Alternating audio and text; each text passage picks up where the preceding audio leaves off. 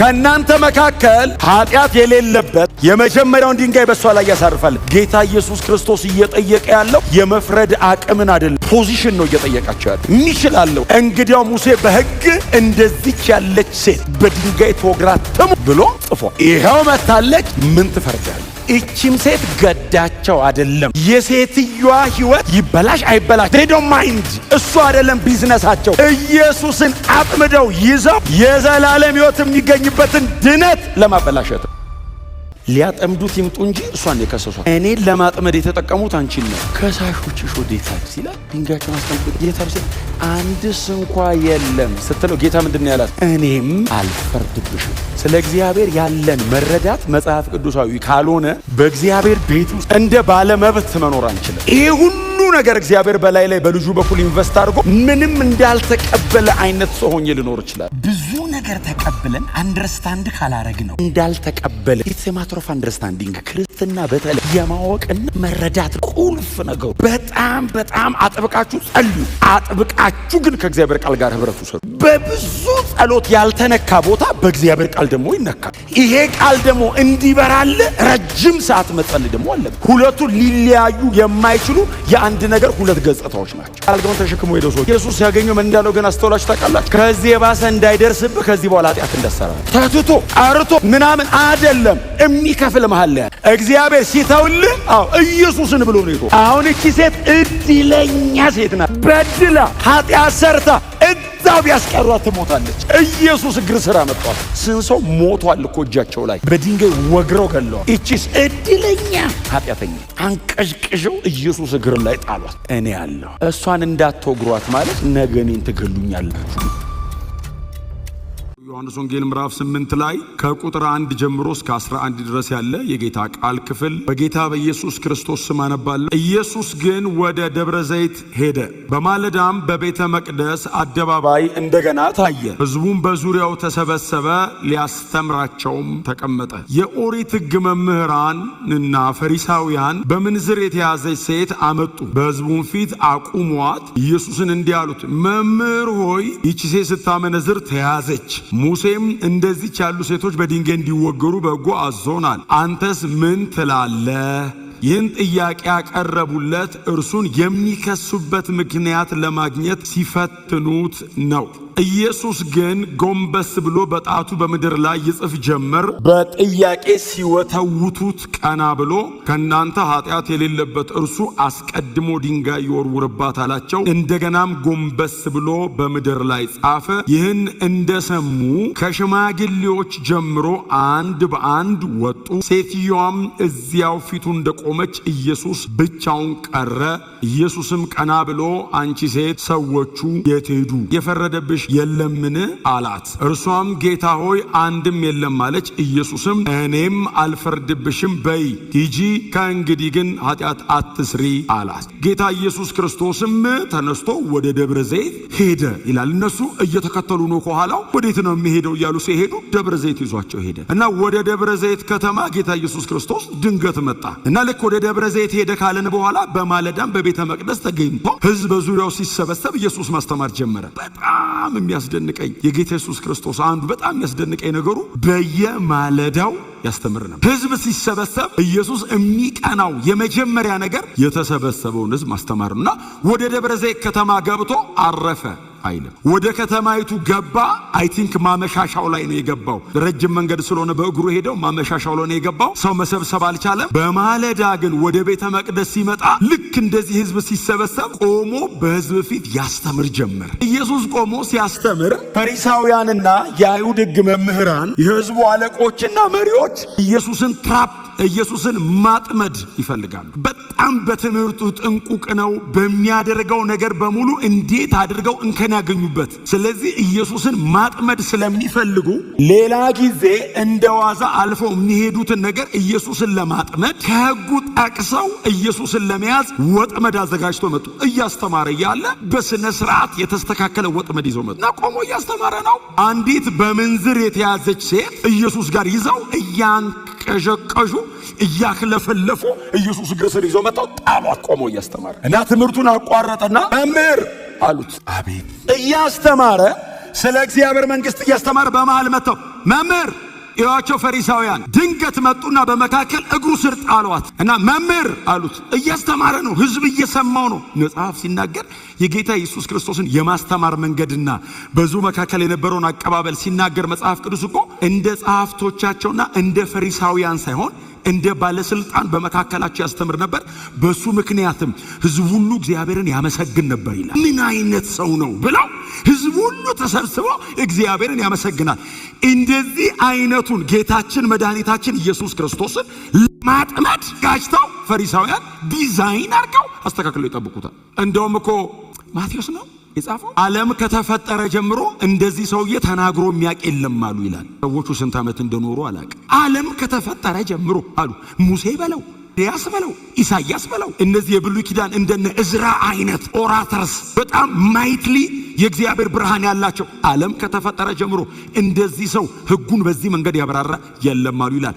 በዚህ መጠን በእግዚአብሔር ኃይልና ጸጋ በመንፈስ ቅዱስ ተሞልቶ የሚያስተምረውን ኢየሱስን እግሩ ስር አምጥተው ጥለው መምህር አሉት። አቤት ሲል እቺ ሴት በምንዝር ተይዛለች አሉት። እሺ አለ ኢየሱስ። እንደዚህ አይቷት እነሱ ሊገሏት ነው። ኢየሱስ እየራራ ነው የሚያያት። እሺ ሙሴ አሉት። አንተ ማለታቸው ነው ባይዘው የብሉይ ኪዳን መጽሐፍ ሰባኪ ነህ። ኢየሱስ የብሉይ ኪዳን መጽሐፍ አስተማሪ ነው። ሰምታችሁ አዲስ ኪዳን ያለው ራሱ እሱ ነው። ስለዚህ ኢየሱስ ቆሞ ጉባኤ ላይ ካስተማረ የሚያስተምረው የብሉይ ኪዳን መጽሐፍትን ነው። ከጠቀሰ የሚጠቅሰው የብሉይ ኪዳን መጽሐፍትን ነው። እነሱ እጅም ላይ እሱም እጅ ላይ ያለው ሪፈረንሳቸው ብሉይ ኪዳን ነው። ስለዚህ አንተ የሕጉ መምህር ነህ። በሙሴ ዘመን የተነገሩ ሕግጋቶችን አንተ መተህ የተረጎምካቸው ነው። አዎ እንግዲያው ሙሴ በሕግ እንደዚች ያለች ሴት በድንጋይ ተወግራ ትሙት ብሎ ጽፏል። ይሄው መታለች፣ ምን ትፈርዳለህ?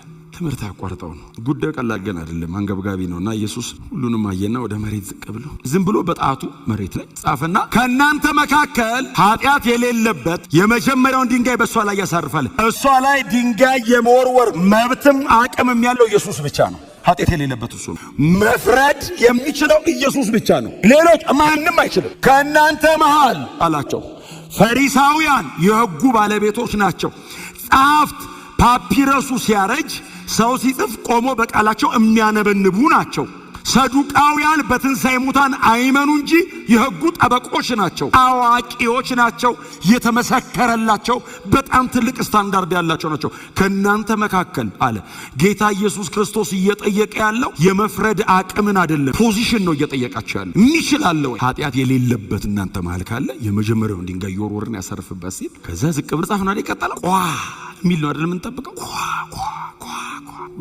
ኢየሱስን ለማጥመድ መሞከር ድካም ነው። አይጠመድም። ወጥመድ ውስጥ አይገባም ኢየሱስ። መምህር ደግሞ ሲጠሩትስ ጌታ ሆይ ይሉታል። እንዳንተ አይነት አስተማሪ የታለ አሉትና በውኑ ለቄሳር ግብር መክፈል ይገባናልን? አሁን ግብር የመክፈልና ያለ መክፈል ግዴታቸውን ለመወጣት አይደለም ኢየሱስን እየጠየቁት ያሉት፣ ለማጥመድ ነው። ክፈሉ ካለ ሊይዙት ነው፣ አትክፈሉም ካለ ሊይዙት። እንኳን ኢየሱስ ሆነ እንጂ እኛ ብንሆን አዳም መጀመሪያ እንደወደቀው በመደዳ ስንበላ ነው የምንኖረው። ባይዘው እንኳን ኢየሱስ ጋር ሄደ እንክፈል አንክፈል አሁን እንክፈል ካለ ንጉሥ ሳቶ ንጉሥ ነኝ ብለው ሊይዙት ነው። አትክፈሉ ካለ ደግሞ ንጉሥ እያለ ንጉሥ ነኝ አለ ብለው ሊይዙት። ክፈልም አትክፈልም ባይዞ ያስይዛል። ደግሞ ሊይዙት የመጡት ሁለት ወገኖች ናቸው። አንደኛ የሄሮድስ ቤተሰብ ነው። ሁለተኛ ደግሞ የአይሁድ ሕግ መምህራን ናቸው። በደናው ቀን አይጨባበጡም። ኢየሱስን ለመያዝ አንድ ላይ ቆመዋል። በደና ቀን አይጨባበጡም። አንዱ የአንዱን ቦርደር አያልፍም። ሪሊጅኑ ፖለቲካ ላይ፣ ፖለቲካው ሪሊጅን ላይ አይገባም። ኢየሱስን ለመያዝ አልተጨባበጡም። ስቲል ጎን ለጎን ናቸው። ፓራሌል ግን ተጠጋግተዋል። የጋራ ጠላታቸው ነው ኢየሱስ እንቅ ለማድረግ ነው። እና ሲመጡ ለሁለቱም ነው የመለሰው ኢየሱስ። እንክፈል አንክፈል ሲሉ ምን አይነት ግብዞች ናችሁ አላቸው። አሁን ግብር እንክፈል አንክፈል አሳስቧችሁ ነው? ልታጠምዱኝ ፈልጋችሁ ነው በንግግሬ? እስቲ ሳንቲም አንጡ ሲል 1 ዲናር ጽሕፈቲቱና ምስሉ የማን ነው?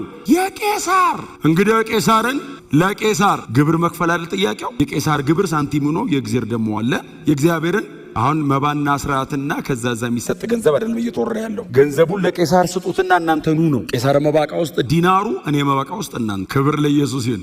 የቄሳርን ለቄሳር በመልክ እንስጥ። ሳንቲሙ ላይ ያለው የቄሳር መልክ ነው፣ እናንተ ላይ የኔ መልክ ነው። ስለዚህ ሳንቲሙን ለመልኩ ስጡትና የእናንተ መልክ እኔ ጋር ነው፣ ዲስቶርት ተደርጎ ነው አስተካክሏሉ ኑ ሲል ዝም ብለው ተመልሰው ሄዱ። ይህን ሰውዬ ድጋሚ በሌላ መንገድ ካላጠመድ ነው በቀር አይጠመድም ኢየሱስ።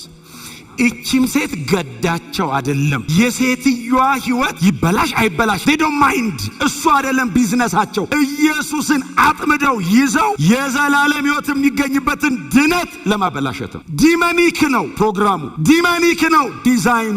የተጠቀመው ግን የሰው አይምሮ ነው። አሁን ሰዎቹም ላያውቁ ይችላሉ። አምጥተው እግሩ ስር ጥለው ሙሴ ትወገር ብሏል ጥቅስ ጠቅሰው ነው ሊያስሩት የፈለጉት። ኢየሱስ ጽፎ ቀና ሲል አንድም ሰው የለም። ጌታ እንደዚህ ያለ አንቺ ሴት አላት። ኢየሱስ ብቻውን ቀረ የሚል ቃል አንብባቸዋል። እንደሱ ነው የሚለው አይደል?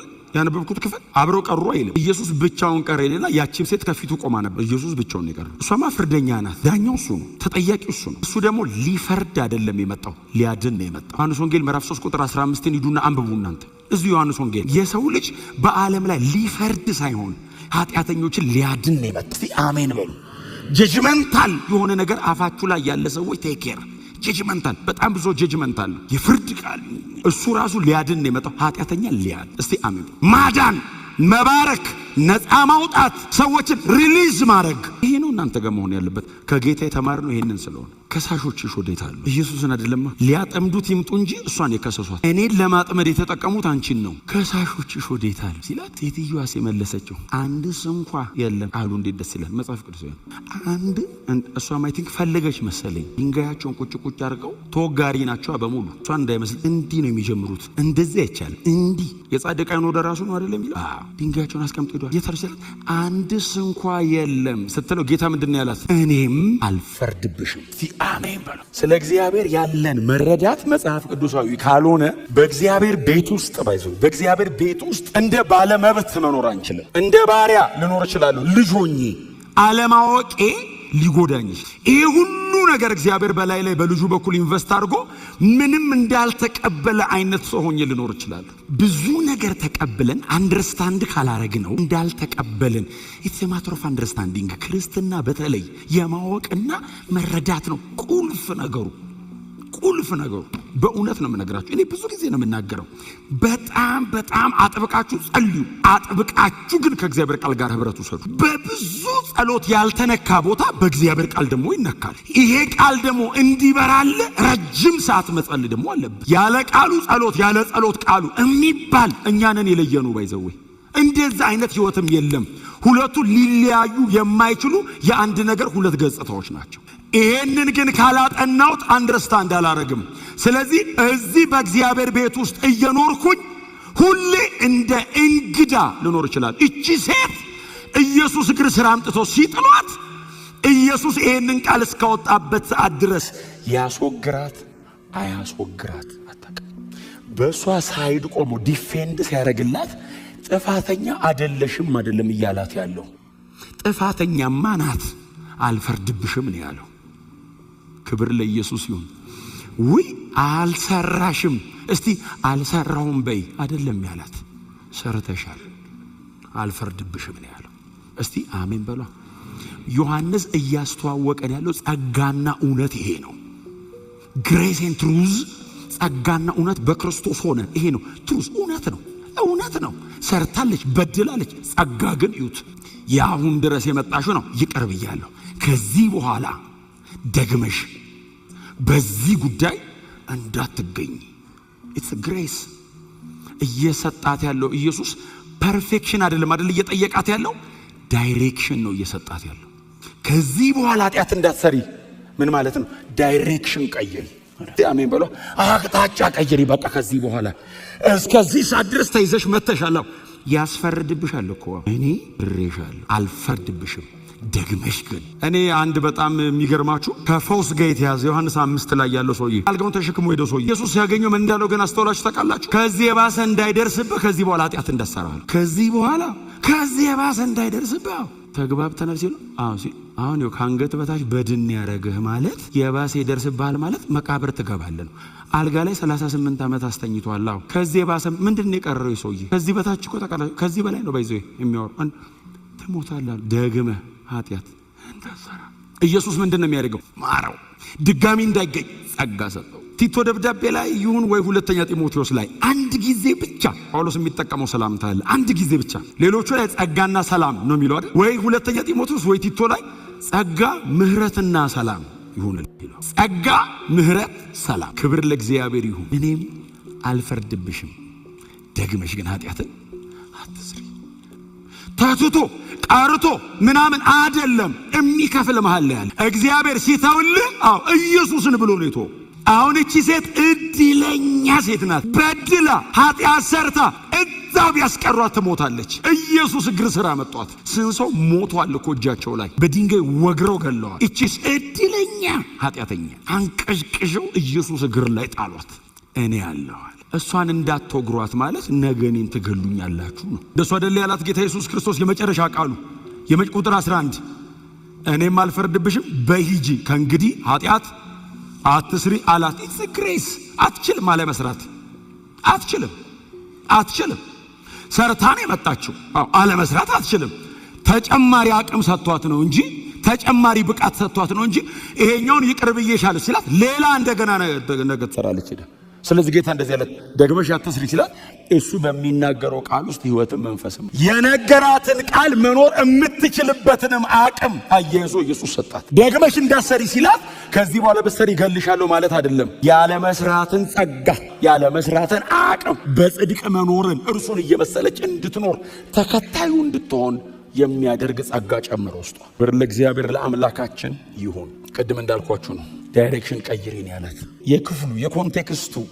የክፍሉ ሐሳብ እሱ ነው። not calling to perfection አይደል? ከዚህ በኋላ ቅንጣት የምታክል ነገር ባገኝብሽ እንደሱ አይደለም እያላቻለሁ። it's a direction በዚህ መንገድ ማትጅ ነይ በዚህ በኩል አላት። በዚህ በኩል እየሄድሽ አይደል የተቸገርሽ ነው ነይ በዚህ ጋር። እስካሁን ድረስ ፈሪሳውያን ምናምን አንቀው ሊገሉሽ አይደል ነይ ከኔ ጀርባ እስቲ አሜን በሏ። ነይ ከኔ ጋር ሁኚ።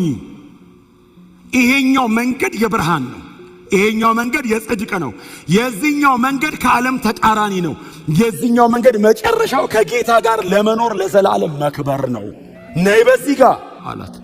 እዛ ውስጥ ከሆንሽ አሁንም ትሰሪያለሽ፣ አሁንም ይይዙሻል፣ አሁንም ትወገሪያለሽ እና ቀይሪ አቅጣጫ። he's not calling to perfection። ስለ ፍጽምና አይደለም እያወራ ያለው ክፍሉ፣ ስለ አቅጣጫ ነው እያወራ ያለው፣ ስለ ዳይሬክሽን ነው እያወራ ያለው። ወደ ፍጽምና እየተለወጠና እያደገ ያለ ህዝብ ነው። ህዝብ ፍጽምና ይመጣል፣ ኦፍ ኮርስ ይመጣል። ፐርፌክሽን ኦፍ ኮርስ፣ ሲንለስ የሆነ ሪልም አለ። ፍጽምና ኃጢአት አልባ የሆነ ጌታችን ኢየሱስ ክርስቶስ ተመልሶ መጥቶ ይዞን የሚሄደው የክርስትና ሙላት እሱ ነው። የክርስትና ጥግ እሱ ነው። የክርስትና ክብር እሱ ነው። እስከዛ ድረስስ እየተለወጥን ነው የምንሄደው። እየተለወጥን እየተቀየርን እየመሰል ነው ነው የምንሄደው። ክብር ለኢየሱስ ይሁን።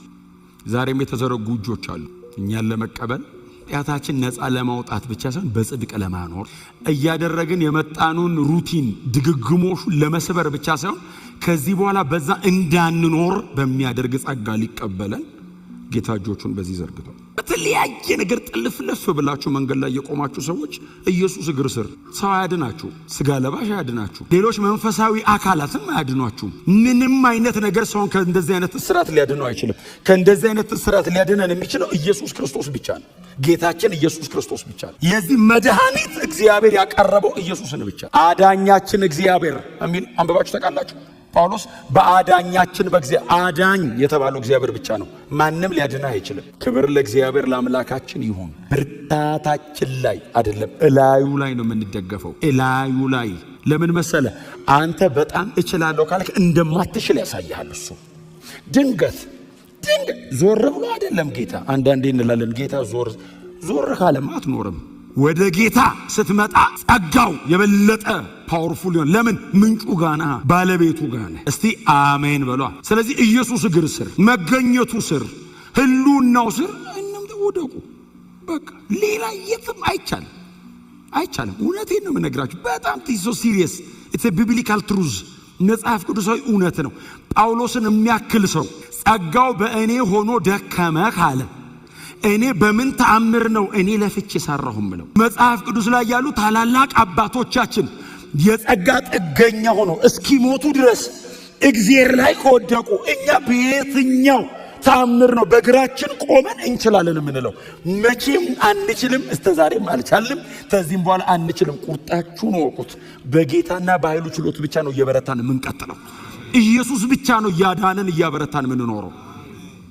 መንፈሳዊነት ጌታ ላይ መደገፍ ነው። ስፒሪቹዋሊቲ መንፈሳዊነት ኢየሱስ ላይ መውደቅ መቻል ነው።